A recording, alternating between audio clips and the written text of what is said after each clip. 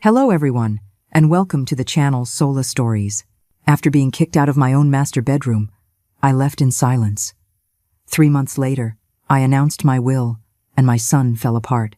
I used to believe that you raise children to have support in your old age. Reality, however, hit me like a ton of bricks. It turns out, raising children is what makes you need support in your old age. That sentence is like a fine needle stabbing directly into my heart so painfully I can barely breathe. My daughter-in-law, Jessica, didn't even make a phone call. Not a single heads up. She just moved her parents, who live hundreds of miles away, into our home and settled them directly into what had always been my master bedroom. She was all smiles, her tone as light as if she were announcing a holiday. "Mom, you can stay with us in the guest room. My parents are getting older and have trouble getting around. The master bedroom has the balcony. It's brighter. And it's easier for them to get some Sunday." I just stood in the middle of the living room, feeling like a stranger who had wandered into the wrong house. The sunlight streamed through the patio doors. It should have been warm, but it couldn't touch the cold, lonely feeling inside me. I looked over, and the door to my bedroom was open, piled high with suitcases I didn't recognize and brightly colored bedding. I turned and looked at the small guest room. All my belongings, the things I'd collected over a lifetime, were piled in the corner like junk. Even the old recliner that belonged to my late husband was shoved sideways, crammed against the wall. My heart sank, piece by piece, as if I were falling into an abyss. It was a cold that went straight to my bones. Forget it, I thought. I'm an old woman. I've lived this long just to become an eyesore to them. I didn't yell. I didn't fight. I knew that arguing with someone like Jessica would only make me look foolish. And as for my spineless son, Matthew, who is completely under her thumb, he wasn't worth wasting my breath on. That afternoon, while the 4 of them were enjoying a happy family nap, I quietly packed a small suitcase. They probably thought I was just throwing a tantrum, maybe driving to my sister's house for a few days, and that when I had nowhere else to go, I'd come crawling back, ready to be their free nanny and ATM again. How naive. My name is Eleanor Vance. Before I retired, I was an English teacher. I spent my life teaching, explaining countless lessons and holding firm to my principles. They had completely misjudged me. 3 months later, I called a family meeting in my old apartment, the one that is now bright, clean, and orderly. With them sitting right in front of me, I pulled out the will, already stamped and notarized, and calmly announced my plan for my estate. My son Matthew, the one who always just wanted to keep the peace and maintain a sense of superficial harmony, instantly turned bright red. He was furious, like a cat whose tail had been stepped on. He finally understood who really held the power in this family. But by then, it was far, far too late. My name is Eleanor Vance, and I am 62 years old. I'm a retired high school English teacher. My husband passed away from an illness several years ago, leaving just me and my son, Matthew. When I first retired, I thought I'd finally get to live a quiet life. But after Matthew got married and had his own son, I still couldn't completely let go.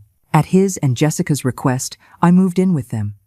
I'd help watch my grandson, Leo, during the day, and I'd cook and clean in the evenings. Life seemed stable. On the surface, we were the picture of a happy, multi-generational family. But under that calm surface, the current was strong. My daughter-in-law, Jessica, is young, pretty, and knows how to turn on the charm. She seems sweet, but she is sharp and calculating. Her spending was out of control, new designer handbags, constant spa days, and nail appointments, while the bulk of the household expenses fell on me and Matthew. She was polite to my face, but the flashes of contempt and impatience in her eyes stung me like a needle. For example, she'd smile at dinner and say, "Mom, this is a little heavy. We're trying to eat clean now, low carb." But then she'd secretly order Leo a large pepperoni pizza. Or she'd pick up the reading glasses I left on the coffee table and say dramatically, "Oh, Mom, these frames are so vintage. I'll order you a new pair from Warby Parker." And then, of course, she never did. I chose to let all these little things slide. I told myself, a happy home is the most important thing. My son was caught in the middle, and it wasn't easy for him. Besides, the 3-bedroom, 2-bath house they were living in was mine. My late husband and I had saved for most of our lives to buy it. The deed is in my name, and my name only, crystal clear.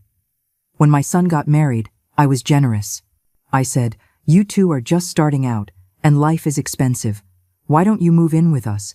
There's plenty of space, and we can all help each other out." I never charged them a dime in rent. In fact, I often used my pension to help pay for the utilities and groceries. I thought all of this sacrifice would earn me their genuine gratitude and respect. But about a month ago, Jessica started casually bringing up her parents. "Mom, my parents' situation back home is just awful. Their rental is old and damp. It's freezing in the winter and humid in the summer. My dad's arthritis is so bad he can barely walk when it rains. And the doctors out there, they're just not as good. You know, maybe it would be better if they came here for a while, just to rest and get better." When she said that, my stomach tightened. I felt a heavy, sinking feeling. This house only has 3 bedrooms. With the 3 of us and Leo, it was already a full house. If 2 more people came, where would they even sleep? And our lifestyles are so different.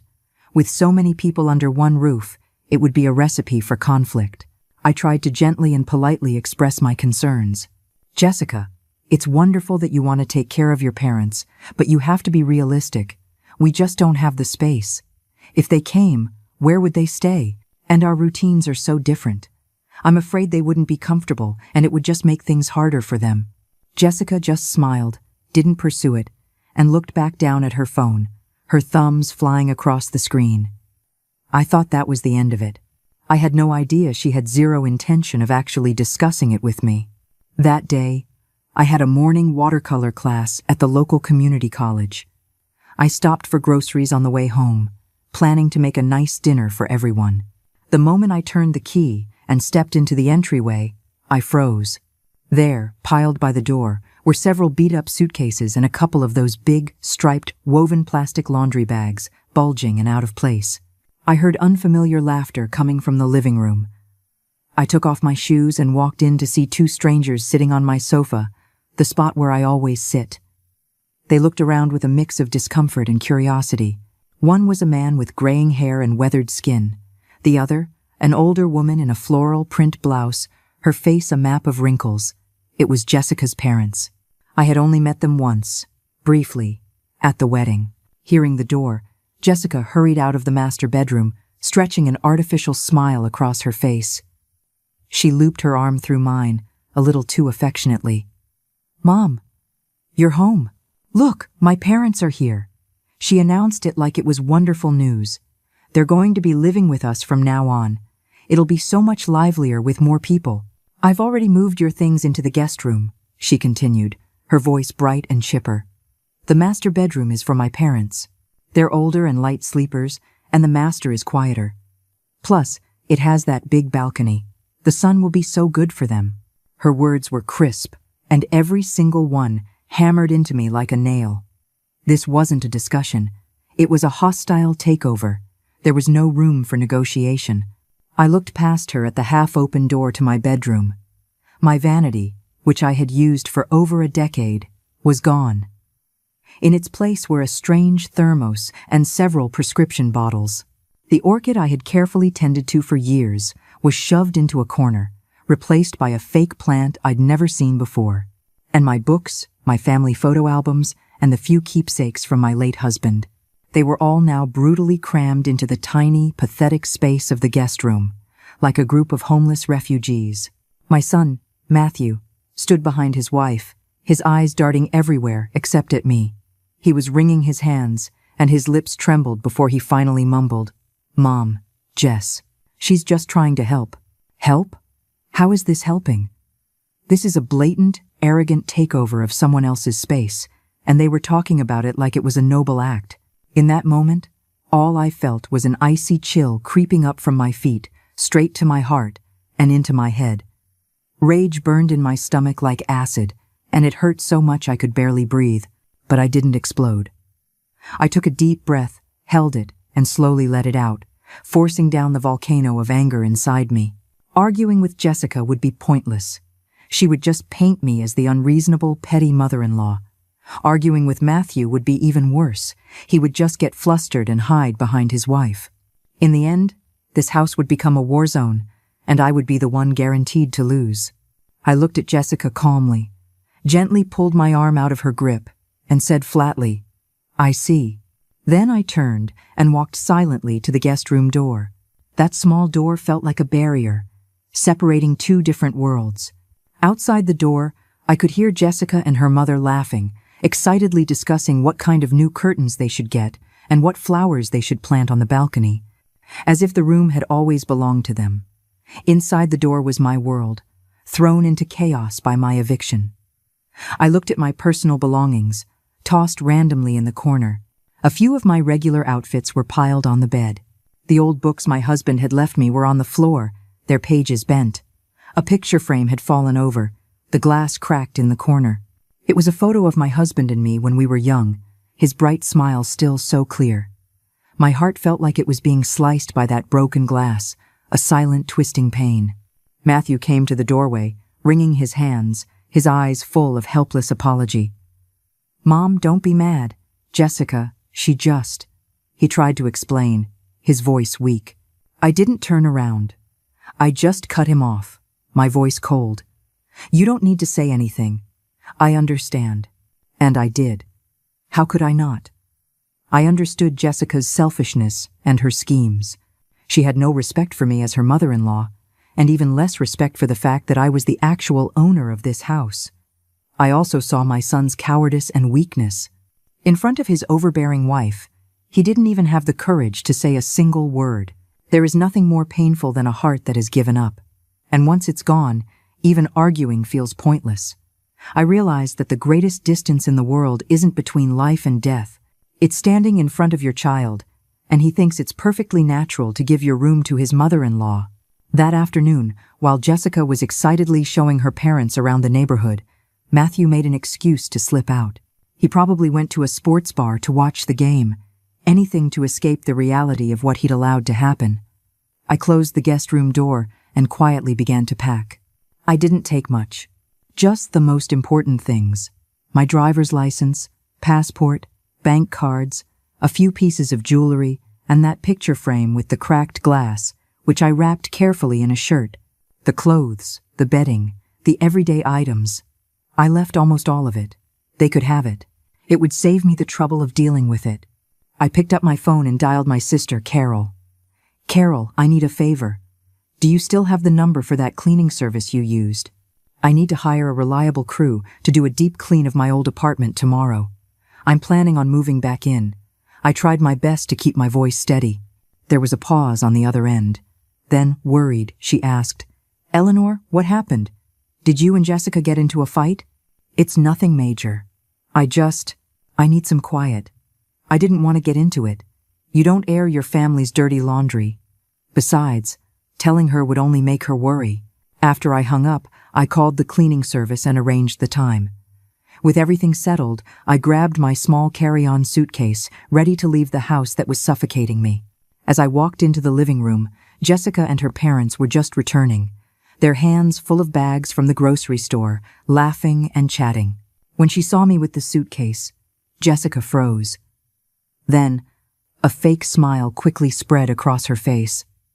"Mom, where are you going? Why are you all packed? We're family. We don't let things fester. Don't be upset over such a small thing." She put her hand on my arm. "About the master bedroom. If you're really uncomfortable, we can definitely sit down and talk about it." She said talk about it, but her eyes were full of calculation. She had no intention of giving me the room back. She thought I was just throwing a tantrum, planning to stay with my sister for a few days until I cooled off or they offered some half-hearted apology, and then I'd come back. Talk about it? I thought. After you've already thrown all my things out, then we'll talk? I couldn't even be bothered to look at her. I turned my back and walked to the door to put on my shoes. "Mom, are you really leaving?" Matthew, who must have just gotten home, saw what I was doing, and panic flashed across his face. He reached out to stop me. Jessica, moving quickly, grabbed his arm and shot him a look. It was a look of cold, confident dismissal, as if to say, "Let her go. Where is an old woman going to go? She has no money, no support. She'll be back, ready to do what we say, soon enough." I laughed to myself, the nerve of these people. You give them an inch, and they take 10 miles, until they've backed you into a corner. There's no point in reasoning with them. Better to just play your hand and let them face reality. Ignoring their drama, I opened the front door. I looked at Matthew and said, my voice like steel, I'm going back to my own home. You're on your own. Without a backward glance, I walked to the elevator. The doors slowly closed, shutting out Jessica's fake smile and Matthew's panicked, helpless face. The cab I'd called was already waiting downstairs. As I got in and watched the familiar streets blur past the window, I didn't shed a single tear. Instead, I felt an incredible sense of relief and liberation. I felt like a prisoner who had finally broken free from heavy chains and was seeing the sun for the first time. There is no grief like a heart that has given up. But maybe that was a good thing. When the heart gives up, the pain stops. All that's left is a cold, clear calm. I had made my decision. There was no turning back. My old apartment was on the west side of the city. It was a unit my school had provided before I was married, which I later bought. It wasn't huge, just 2 bedrooms, but it was in a great location, and the neighborhood was quiet. It had been empty for years, and a thick layer of dust covered everything. The air was stale. The next day, the cleaning service arrived right on time. They worked hard all day, and by the evening, the entire place was spotless. I opened every window, letting the fresh air and bright sunlight flow in, chasing out the dust and the gloom. Looking at my familiar old furniture outdated, yes, but filled with memories of my husband and me picking out each piece, I felt a long-lost sense of peace and security. This was where I truly belonged. No fake smiles, no manipulative games, and no suffocating pressure. I rearranged the furniture, placed my husband's photo on the nightstand where I could see it, and put the orchid that had been neglected on a sunny windowsill. Life finally felt like it was back on track. I started planning my real retirement. I signed up for that watercolor class I'd always wanted to take at the community college. Every day, I painted, calming my mind. I met up with a few other retired teachers. We'd walk in the park or meet at a cafe, just talking and laughing. Life became easy, relaxed, and comfortable. At night, I'd make a cup of tea and watch some television or read a few pages of a book. When I felt tired, I'd go to bed and sleep straight through until morning. My whole body felt lighter. The insomnia and chest tightness that used to bother me all the time had simply disappeared, all without any medication. For the first few days, Matthew would call, his voice hesitant. Mom, are you doing okay over there? When are you thinking of coming back? I always gave him the same calm answer. I'm very comfortable in my own home. You don't need to worry about me. You just take care of yourselves and make sure you're looking after Leo. My voice was quiet but firm. My tone left no room for negotiation. After a while, he must have sensed my resolve, or maybe Jessica told him to stop. The calls became less frequent. Sometimes, he'd send a happy Thanksgiving text or a generic, "How are you feeling, Mom?" It felt cold, like he was just checking a box. I didn't care. I used to think that happiness in old age meant revolving around your children and grandchildren, worrying about them constantly. Now I understood. True happiness is having money in your bank account, being in good health, and living a quiet, peaceful life. And most importantly, not having anyone in your life who can effortlessly ruin your day. On my end, life was calm. On their end, however, Jessica was clearly starting to panic. She probably assumed that an old woman living alone would be overwhelmed by loneliness in a few days, or that I'd be unable to handle basic chores, and I'd come crying back. But a month went by, and not only did I not come back, I didn't even call to ask for help or complain. Her little trap had failed completely, and now she was nervous. First, she had Matthew call me, trying to test the waters and persuade me to return. When I didn't budge, she finally broke down and called me herself. When I answered, she started with some fake, syrupy concern, her voice cautious. "Mom, we're just not comfortable with you living all alone. And Leo, he asks about his grandma every day." I just made a non-committal sound, deliberately not taking the bait. She paused, and I could hear the irritation creeping into her voice. "Mom, you know, with my parents here, our expenses have really gone up. When you were here, you helped out, but now, the fox was showing its tail." She continued, hinting heavily. My dad's leg. The doctor said he needs physical therapy, and the co-pays are adding up. And Leo's soccer fees are due. Things are just really tight right now. It was all about one thing. She wanted me to give them money. I laughed silently to myself, but my voice was steady. Oh, really? Well, then you two will have to get better at budgeting. Jessica probably didn't expect that answer. She was stunned for a second, and then her voice turned hard. Mom, I just mean, you have a good pension. Can't you help us out a little? We're family after all. You have to think of the big picture. Family? I repeated the word, my voice dripping with irony. When you moved your parents in, took my room, and threw me into that guest room like a piece of trash, did you think about family then? Did you think about the big picture? I didn't give her a chance to argue. I cut right to the chase. Jessica, my pension is what I earned from a lifetime of hard work. It's my retirement security, and it's just enough for me to live on. Since you were able to move your parents in to live with you without my permission, then you can bear the responsibility that comes with it. You didn't consult me then, so don't expect me to pay for your decisions now. The second I finished, I hung up the phone. Listening to the dial tone, I let out a long breath. I used to be the all-powerful mother. Now, in their eyes, I was just a walking ATM. Well, too bad for them. From now on, this ATM serves only one customer, me. When she couldn't get what she wanted by being nice, Jessica immediately switched to playing dirty. It was her usual move, spread rumors and slander me behind my back. A few days later, the calls from relatives started. Matthew's aunt, Patty, called, her tone scolding. Eleanor, what is this I hear? You had a fight with the kids and moved out? Matthew and Jessica don't have it easy, you know. You're the mother. You need to be more understanding. You can't just get into a fight with your daughter-in-law like that.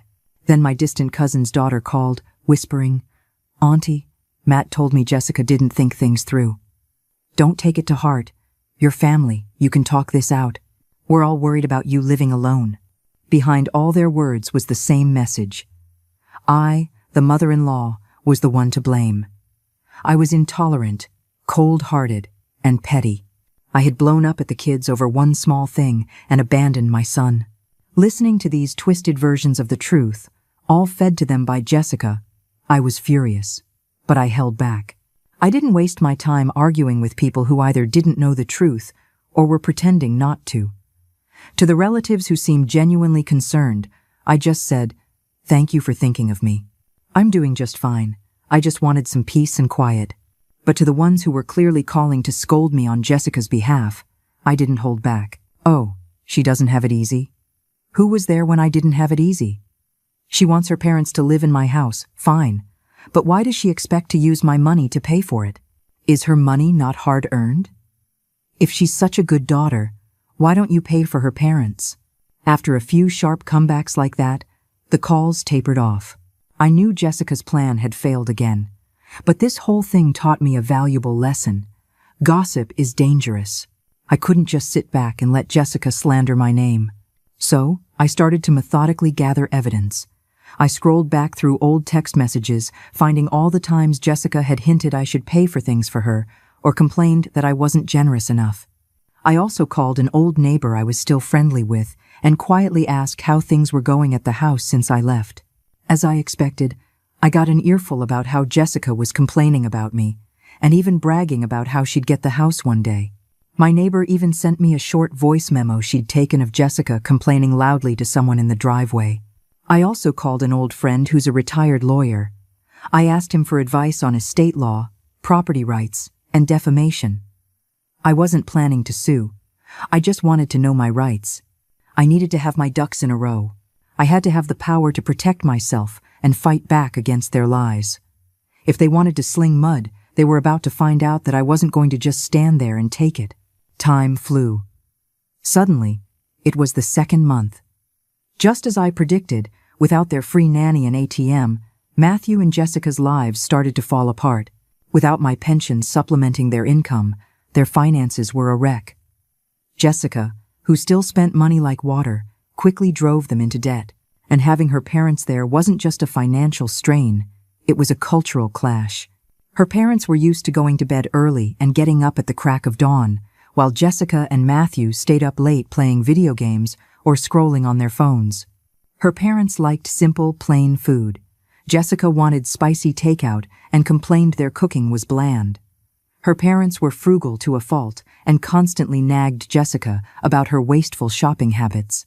At first, Jessica tried to put on a happy face, but it didn't last. She started openly complaining to Matthew that her parents were a burden and that they were drowning in bills.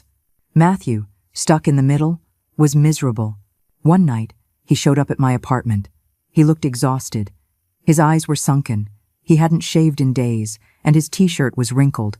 The moment he walked in, his eyes filled with tears, and he choked out, "Mom, I can't do this anymore."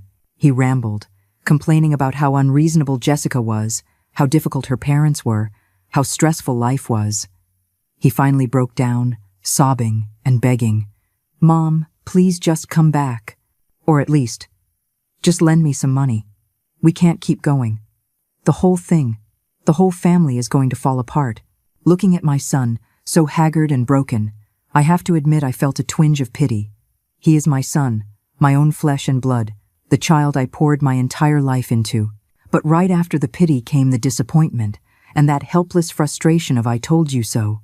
I handed him a glass of water and watched him gulp it down.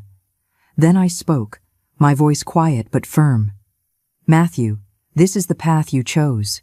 When Jessica insisted on moving her parents in and kicking me out, if you had shown even half of the courage you're showing me right now, if you had stood up for me and said no, we would not be here. But you chose to be silent. You chose to run away. You chose to let your mother take the fall. You should have known this was how it would end.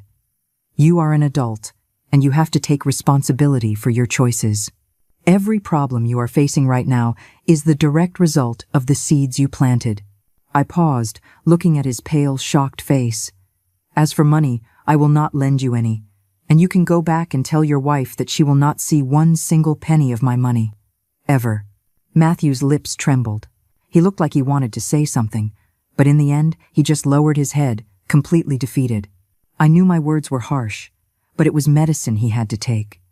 A soft heart is a liability, especially with people who are used to walking all over you. The softer you are, the more they take. I could not let him hold on to any false hope. After he left, I closed the door and leaned against it, letting out a long, heavy sigh. I felt a strange mix of sadness and a new, sharp sense of resolve. I picked up my phone and dialed my lawyer friend again. "Hello, David. It's Eleanor Vance. I've been thinking about what we discussed, and I'd like to move forward. I need to draw up a new will." He was quiet for a second, then asked gently, "Eleanor, are you sure? You don't want to reconsider? He's your only son." "I'm sure," I said, without a trace of hesitation. Some people just aren't worth the emotional energy anymore. David didn't try to change my mind. He just professionally explained the process, what I needed to do, and the documents I'd need to bring. After hanging up, I sat on my sofa and thought. My main assets were the 2 properties, the house they were living in, which was worth maybe $4 million, and my current apartment, which was smaller but still worth over $2 million. On top of that, I had several $100,000 in savings and some investments. It was everything my husband and I had worked and saved for our entire lives. I used to believe, without question, that all of it would go to Matthew.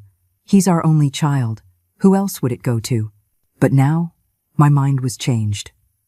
Matthew's weakness and Jessica's greedy, selfish nature had frozen my heart. If I left them that money, I could already see them burning through it, fighting with each other over every last cent. And me? I'd probably be left without a penny to my name. Absolutely not. My money would not be squandered by those ungrateful, grasping people. I took out a pen and paper and started to plan. Leo, my grandson, he was innocent in all this. And I had practically raised him. I loved him dearly. I couldn't cut him out completely, but I also couldn't let that money fall into Jessica's hands. After thinking it through, I decided I would set aside 10% of my total estate in a dedicated educational trust fund. I would designate a trustworthy executor, like my sister, Carol, or a professional firm. That money could only be used for Leo's future education. The principal could not be touched by anyone until he was an adult. As for the other 90%, I looked out the window at the bright blue sky, and my mind was clear. I was going to donate it. All of it. I'd give it to people who actually needed it, to foundations that give scholarships to poor students who can't afford college, or to organizations that help support the elderly who have no one. Rather than leave it to a son who didn't appreciate it, I would let my life savings make a real, meaningful difference. As soon as I made the decision, I felt 1,000 pounds lift off my shoulders. The next day, I gathered all my documents as David had instructed and went to the notary's office. I stated my wishes, word by word, my voice clear and firm. When I finally held that notarized, legally binding will in my hands, I was trembling slightly. It wasn't from fear or regret. It was the peace that comes from taking back control of your own destiny. I did it all by myself. I didn't tell a soul, not even my sister. This was my decision to make. I used to think the meaning of life was to leave the best for the next generation. Now I know the first priority is to live your own life with comfort and dignity. 3 months passed. During that time, just as I'd expected, the situation at Matthew and Jessica's house went from bad to worse. My sister told me they were fighting constantly, mostly about money. Jessica had apparently started complaining openly about her own parents, calling them a burden. Her parents, who were no saints themselves, fought back, accusing Matthew of being a spineless loser who couldn't provide for his wife. The house was a war zone. Even little Leo, she said, had become quiet and withdrawn. It was heartbreaking. Right at the 3-month mark, Matthew and Jessica showed up at my apartment. This time, Matthew wasn't crying or begging. They seemed to have formed some kind of united front. They were here to be aggressive. When I opened the door, Jessica had that familiar, sickeningly confident smile on her face, though I could see a flicker of anxiety in her eyes. Matthew stood behind her, his shoulders back, trying to look strong, though he still couldn't quite meet my gaze. "Mom," Jessica started, skipping the pleasantries. Her tone was demanding. "We've talked it over. This little apartment is fine for you. The house we're in. You need to sign it over to Matthew." She paused, then added, as if it were obvious. "After all, we've been living there for years, and Leo's school is in that district. It's our house now. You should just sign it over and save everyone the trouble later." I looked at them, so self-righteous, so entitled. My God, the nerve. They could say this with a straight face, treating my property as their own. But my patience had run out the moment they kicked me out of my room. I didn't argue. I just looked at them and nodded slowly. "I see. The house." I stepped aside. "Please, come in. Sit down. As it happens, I have something for you, too." Seeing that I wasn't immediately refusing, Jessica and Matthew shot each other a look of triumph. They thought I was caving. They thought I was going to sacrifice my own well-being for the good of the family or for my grandson. Jessica even smoothed her shirt, a little smirk playing on her lips. I poured them both some tea and sat down in the armchair across from them. The only sound was the ticking of the old clock on the wall. My eyes and theirs went to a large manila envelope on the coffee table. Jessica was staring at it, but she was still focused on the house. She took a sip of tea and asked impatiently, "So, Mom, what have you decided about the transfer?" I held up my hand to stop her. I slowly reached for the envelope. My movements were calm.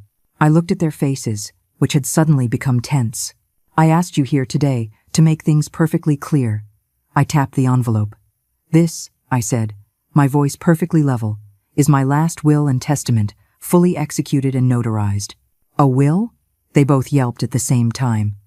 The smug, expectant looks vanished, replaced by pure, unadulterated shock. Matthew's face went white. He turned to look at Jessica, who was now glaring at the envelope, as if it were a snake.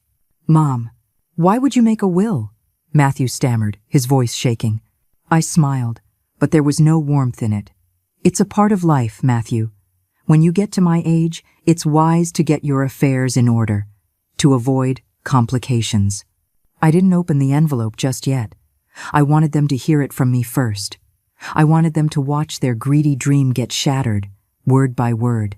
According to my wishes, my entire estate, including but not limited to. I paused, then said each word clearly. The property on the east side where you currently reside, this apartment on the west side where I reside, and all of my bank accounts, investments, stocks, and bonds. Jessica's eyes lit up. She leaned forward, holding her breath. Matthew swallowed hard. Upon my death, I continued, my voice as casual as if discussing the weather, will be distributed as follows. Part 1. 10% of my total estate will be placed in a dedicated educational trust fund, to be used exclusively for the education of my grandson, Leo Vance. This fund will be managed by my sister, Carol Vance, and under no circumstances may the principal be touched by anyone until Leo turns 18. Jessica's face darkened. She was clearly furious about the restrictions. But before she could speak, I delivered the final blow. Part 2. The remaining 90% of my estate. I let my eyes travel over their faces, which were now turning an ashen gray. It will be donated, in its entirety, to the Boys and Girls Clubs of America and a local hospice foundation to help underprivileged students and to provide care for the elderly. The words hung in the air. The room was so quiet it was suffocating. Even the ticking of the clock sounded loud and hostile. Matthew's face went from white to gray to a splotchy red. His mouth hung open. He looked like a fish out of water, gasping but making no sound. Jessica, however, shot up from the sofa. She pointed a shaking finger at me, her voice a high-pitched shriek of outrage. What? You're donating it? Are you insane? You're giving all our money to strangers? What about us? What about Matthew? He's your son. Your only son. Her voice was like a knife. I just stared at her, my face calm. Mom? Matthew, jolted by her screaming, finally found his voice. He stood up, trembling with rage. His eyes were bloodshot. How could you? How could you do this to me? I'm your son. How can you give our house, all our money, to strangers? How are we supposed to live? He was so angry, the veins in his neck were bulging. And there it was. The mask was off. The people who had talked about love and family were now showing their true colors. The second they found out my money wasn't going to them, the pretense of love vanished, revealing the raw, ugly greed underneath. Facing their hysteria, I felt strangely calm. This must be what it feels like to be truly done. When you're past the disappointment, their hysterics just look ridiculous. I picked up my teacup, blew gently on the surface, and took a sip. I looked at Matthew. How could I? I set the cup down. My voice was low, but it cut through their shouting. When you gave my master bedroom, the room I lived in for decades, to your in-laws and kicked me into that tiny, dark guest room, when you let my late husband's belongings be thrown in a pile, did you ever ask yourself how you could be so cruel? My gaze shifted to Jessica, whose face was red and white. And you. You talk about taking care of your parents. That is your right. I never stopped you. But my voice turned to ice, living in my house, while eyeing my bank account and expecting me to pay for your filial piety? That is not your right. In 3 months, how many times did you call to see how I was? Not once. Unless it was to hint about money or to demand the house. Did you ever once ask if I was okay? Before they could answer, I picked up my phone and hit play. It was the voice memo from my neighbor. Jessica's sharp, complaining voice filled the silent room. I'm so sick of it. That old woman is so stubborn. She's got her pension. Why is she hoarding it? It's not like she can take it with her. It's all just going to be ours anyway. And now she moves out and leaves us with this whole mess. The recording was crystal clear. Jessica and Matthew's faces turned purple. Jessica looked horrified. She never thought I'd have proof. See? I turned it off. That's your family. That's your respect. You can't have it both ways. You can't enjoy my generosity while treating me like dirt and still expect to inherit everything I own. The world doesn't work like that. Jessica, having been exposed, just decided to drop all pretense. So what? She put her hands on her hips, her voice dripping with scorn. So what if I complained? We're the ones who are supposed to take care of you. Your money, your house, it should be ours. You give it all away. Who's going to take care of you when you're sick and old? Huh? Those strangers? I laughed. It was a cold, bitter sound. Take care of me after you threw me out of my own house? You call that taking care of me? Let me be perfectly clear. I would rather light my money on fire and watch it burn than leave a single dime to ungrateful, manipulative parasites like you. And as for my old age, you don't need to worry about it. I have my pension. I have my own home. I'm in good health. And if the day comes when I can't take care of myself, I will sell that house and move into the nicest retirement community I can find. That would be 100 times better than living with you. Mom, how can you say that? Matthew pleaded, trying a different tactic. We're family. Blood is thicker than water. Family? I stared him straight in the eye, my gaze unwavering.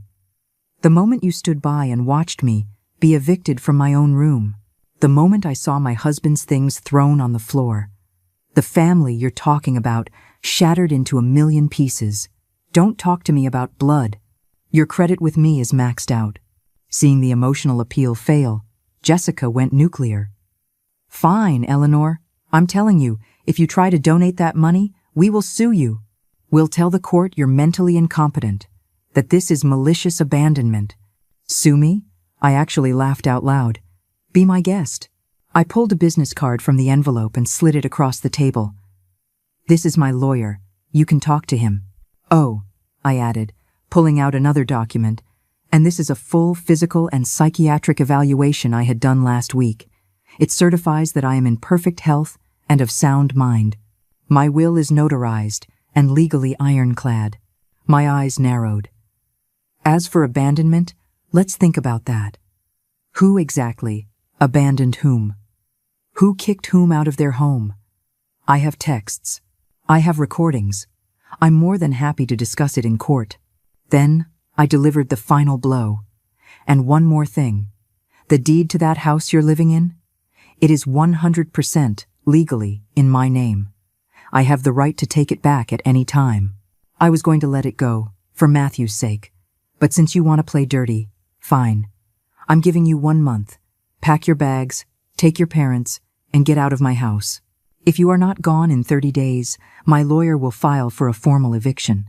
The 1-2 punch no inheritance, and now eviction hit them like a freight train. Matthew completely fell apart. He finally understood I wasn't bluffing. He actually fell to his knees. He crawled forward and grabbed my legs, sobbing hysterically. Mom, I was wrong. I'm so sorry. I was stupid. I listened to Jessica. Please, Mom, don't kick us out. Don't give the money away. I'll do anything. I'll divorce her.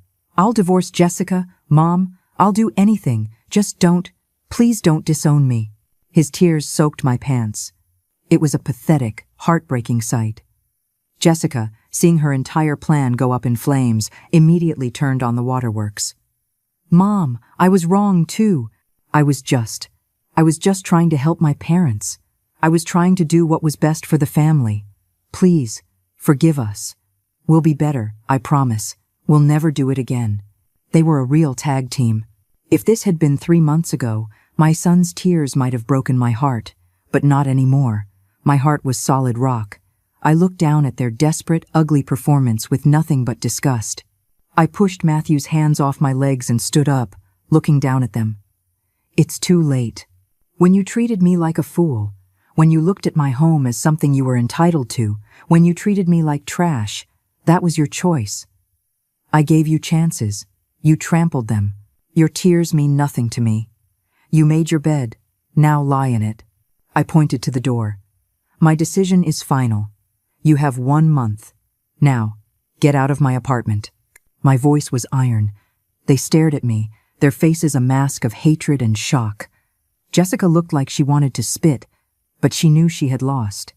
Matthew, looking completely destroyed, let her pull him to his feet and drag him out the door. After they left, I sat alone in the quiet living room. The sun was streaming in. I took a deep breath. I felt exhausted, but for the first time in years, I felt light. I had finally cleaned the poison out of my life. 1 month came and went. Unsurprisingly, they were still there. Instead of packing, they sicked the relatives on me. The guilt trip started. Eleanor, how can you do this to your own son? He's your blood. Jessica learned her lesson. Just give the kids another chance. Don't be so heartless. Think of your grandson. This time, I didn't even bother to argue. I had my lawyer send an official, certified eviction notice. It stated that if they were not off the property by the deadline, he would file for a court-ordered removal. As for the relatives, I blocked their numbers. I was done. I went on with my life. I went to my classes. I had coffee with my friends.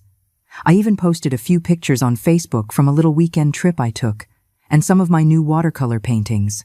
I made sure to post photos of me smiling, surrounded by friends looking happy and healthy. I knew they'd see them. Finally, facing a legal eviction and the very real threat of the sheriff showing up, they cracked. Jessica's parents, apparently unable to stand the side-eye from the neighbors and the stress of it all, quietly packed up and went back to their rural county. With their common enemy, me, gone, Matthew and Jessica turned on each other. The pressure of being broke and homeless made them explode. She blamed him for being a weak mama's boy. He blamed her for being a greedy monster who had ruined his life. The final straw, I heard, was when Matthew discovered Jessica was secretly transferring the last of the money from their joint checking account to her own, and had already met with a divorce lawyer. He finally saw that she had never loved him. She loved what she thought he would inherit. They filed for divorce 2 days before the eviction deadline. It was messy, but it wasn't my problem. The day after, they moved out separately, each with just a few bags. My lawyer handled the key exchange. Jessica, I assume, went back to her parents. Matthew rented a cheap, dark little room in a rundown apartment complex way out in the boonies. My lawyer asked what I wanted to do with the house. I thought about it and decided to have it cleaned, put in new carpet, and rent it out. The extra income would make my retirement even more comfortable. A few months later, Matthew showed up at my door. He looked 10 years older. He was gaunt, his hair was a mess, and his eyes were dull. He just stood there and whispered, "Mom." I let him in. He sat nervously on the edge of the sofa, wringing his hands. After a long silence, he looked at me, his eyes red. "Mom," he choked out. "I know, I was wrong. I'm so sorry. I wasn't a man. I let you down." He just sat there and cried, apologizing over and over for how he had betrayed me. Looking at him, my son, I did feel my heart soften. But I wouldn't make the same mistake again. I listened. When he was finished, I said, "Matthew, I'm glad you understand what you did. You are my son. That will never change. I acknowledge that. But," my voice became firm, "what you and your ex-wife did destroyed the trust between us. A simple, 'I'm sorry,' can't fix that. You can't just glue a broken mirror back together and pretend the cracks aren't there." I looked him in the eye. "I will accept you as my son. You can come and visit me, but we will not go back to the way things were. You are an adult, and you have to walk your own path. I will not be your safety net. I will not be your ATM. If you can grow up, get your life together, and learn what responsibility really means, then maybe, over time, we can rebuild something. But for now, this is how it has to be." I didn't give him any money. He had to learn to stand on his own. My life, on the other hand, is wonderful. I'm busy. I'm taking a history class now. My friends and I have potlucks. We go line dancing in the park, and we're planning a trip to Florida next spring. I am healthy, my finances are secure, and my mind is at peace. And that, Will? I haven't changed a thing. I get regular updates from the foundations. When I see the pictures of the students who got scholarships, or read about the new comforts provided at the hospice, I feel a sense of purpose that is worth more than any inheritance. Sometimes, I share my story with my friends, not to brag, but to warn them. In your later years, you must protect yourself, protect your assets, and protect your boundaries. You cannot set yourself on fire to keep your children warm. Their happiness is their own responsibility. Our first job is to live our own lives with dignity. The greatest wisdom of old age isn't how much you leave behind for your children. It's how much dignity and how much freedom you saved for yourself.